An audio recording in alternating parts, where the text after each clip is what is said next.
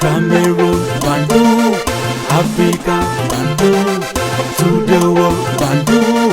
Salut les amis et bienvenue sur votre plateforme News and World Reports, qui est un magazine américain, a fait un classement selon un sondage.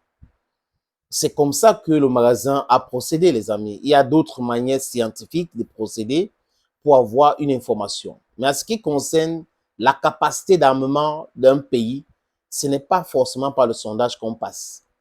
C'est d'avoir des informations justes sur la capacité de XY, sur le nombre de têtes nucléaires, le nombre de missiles balistiques, le nombre de missiles intercontinentaux, le nombre de missiles, comment on appelle ça, supersoniques, le nombre de buts, le nombre des armes, bref, les chars, les avions de guerre, les hélicoptères, les avions stratégiques et autres.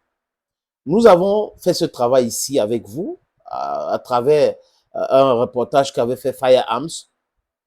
Mais cette fois-ci, ça vient de l'Occident et c'est important de parler de ça. Certains peuvent dire que c'est la manipulation, mais non. Ils ont fait un travail aux États-Unis et dans certains pays occidentaux. Et ce travail consistait à faire quoi, les amis? À demander aux gens, selon eux, quelle est l'armée la plus puissante au monde. Et ça va vous choquer le classement parce qu'il y a des pays là-bas que, en fait, ça ne devrait pas exister parce que vous ne pouvez pas être un pays puissant qui dépend de l'autre. Des gens vous envoient les armes, vous nourrissent tous les jours et c'est vous qui êtes puissant militairement. Donc, ça veut dire c'est la même chose. Donc, les gens qui vous donnent les armes et vous, c'est la même chose. S'ils ne vous donnent pas les armes, vous ne pouvez rien faire.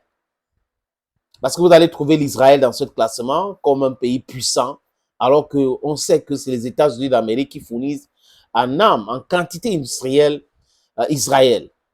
Sans l'aide militaire américaine en Israël, Netanyahou ne peut pas faire tout ce qu'il fait là. J'ai dit Netanyahou parce qu'il y a eu beaucoup d'autres premiers ministres. Ehud Barak, on peut citer Shimon Peres et autres. Ils ne sont pas des va-t-en-guerre comme ça. Ils réagissent quand il est nécessaire et ils pensent à la création de l'État palestinien. Mais comme Netanyahou, c'est un des dirigeants de l'extrême droite, il y a l'extrême droite de l'extrême droite, mais il est aussi un hardliner. Il pense que c'est la guerre qui peut régler les problèmes. Non, un problème politique ne peut jamais être résolu avec les armes. Ce n'est pas possible. Ça prend seulement des gens qui souffrent de la myopie politique pour penser qu'un problème politique peut se régler uniquement avec les armes. Quand on a fini de tirer sur les uns et les autres, qu'est-ce qu'on fait? Il y aura des enfants, ils vont rester avec ça dans leur tête et que si les conditions ne s'améliorent pas, ça va recommencer. Ça sera une spirale. Violence, violence, bis repetita. Est-ce que c'est ce que les gens veulent? Passons sur ça, les amis. Aujourd'hui, quand on regarde l'armée russe et tous les autres armées, on ne peut pas comparer l'armée russe à l'armée des autres pays parce que l'armée russe est sur le terrain. Et l'armée russe est en train de faire une guerre moderne contre près de 40 pays. Et ces 40 pays n'arrivent pas à faire face à la Russie ou à mettre la Russie à genoux. Par contre, la Russie est en train d'avancer. Vlodrov et tous les autres villes stratégiques dans le Donbass sont en train de tomber. L'armée ukrainienne est en déroute. Dernièrement, la Russie a frappé un camp de rassemblement des mercenaires otaniennes, les amis. Donc, vous voyez que la difficulté que fait face ce genre-là est vraiment claire, c'est net. Et quand les gens disent que l'armée russe est puissante, ça part de tout cela, les amis. Quand on peut voir le nombre de pays qui injectent les milliers en termes d'armes, en Ukraine, à longueur de journée, en termes de renseignements satellitaires et autres, en termes d'experts sur le terrain, en termes de mercenaires, mais ça n'arrive pas à changer quelque chose. Par contre, le front s'effrite, ça tombe tous les jours, et comme je l'ai dit tout à l'heure, l'armée ukrainienne en déroute. J'ai dit en déroute, les mots sont même faibles. Les amis, j'ai pris quelques notes ici concernant ce travail fait par US News and World Report. Ils sont basés, comme je l'ai dit, sur le sondage. Ils disent c'est un sondage d'opinion mondiale. Ils disent quoi? Selon le classement, la Russie, les amis, la Russie occupe la première place. Donc, après ce sondage, il se ressort que la Russie est la première puissance au monde. Et on a comme deuxième place des États-Unis d'Amérique, parce qu'on parle de la puissance de l'armée. Deuxième place des États-Unis d'Amérique, en troisième place d'Israël. Donc on peut dire Les États-Unis d'Amérique et Israël, c'est le même pays sur le même pays. C'est le même pays, ce sont les Américains qui fournissent les armes là. C'est pour ça que je vous ai dit, ça dépend. Comment est-ce que vous prenez ce classement? La Chine et la République du Corée figurent également parmi les 5, dont la Chine 4e, Corée 5e. Ce sont des pays qui sont dotés des forces armées les plus puissants.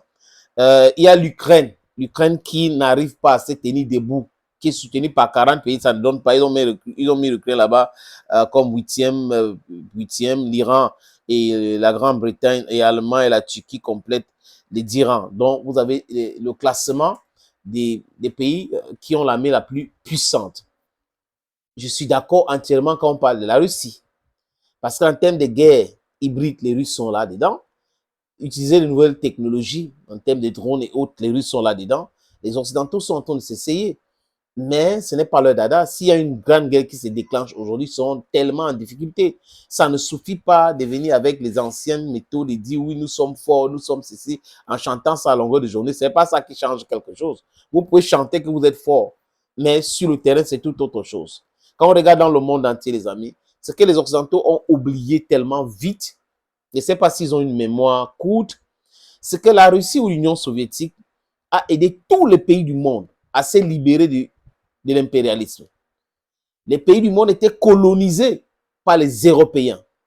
Et c'est l'Union soviétique qui s'est activée à libérer les pays du monde, à pousser pour l'indépendance de ces pays-là. Tous les pays africains. African National Congress a été financé par la Russie. Financé, les amis. Et la Russie a envoyé les armes au Zimbabwe. On peut citer quoi? L'Amérique du Sud, exactement. Donc, quand la guerre en Ukraine déclenche, ces gars-ci étaient intelligents, ils devraient comprendre qu'au niveau de l'université Patrice Lumumba, il y a eu des gens qui sont formés là-bas. Au niveau diplomatique et tout, la Russie est vraiment ancrée. Donc, le Sud global n'est pas hypocrite. Le Sud global reconnaît les bienfaits de la Russie pour son indépendance. Mais seulement la Russie a laissé les Occidentaux continuer dans leur manipulation après cette simulacre d'indépendance qui était juste des façades. Et aujourd'hui, la Russie est en porte-à-feu avec ce gars. Et la Russie dit, OK, nous allons continuer à les aider pour qu'ils acquièrent leur indépendance économique. Et nous avons tenu la main tendue de la Russie et on est en train de demander donc l'indépendance économique, ce qui est normal. Si vous dites que vous êtes des démocrates, vous dites que vous aimez l'équité, vous aimez ceci, vous aimez les droits de l'homme, vous devrez aussi accepter de stopper le vol, stopper le pillage, stopper la criminalité économique, stopper ce déséquilibre qui existe dans un partenariat qu'on a avec, dans les partenariats qu'on a avec vous. Il fallait stopper cela très tôt. Mais vous n'avez pas compris. Et on est en train de vous dire ça aujourd'hui. Vous pensez que les Africains sont en train de jouer. Nous ne sommes pas en train de jouer. Les amis, vous allez comprendre pourquoi je reviens en Afrique. Parce qu'en tant qu'Africains, chaque fois que nous analysons un sujet géopolitique, nous devons analyser cela sur le prisme ou le point de vue de l'Africaine que nous sommes. À bon entendeur, salut.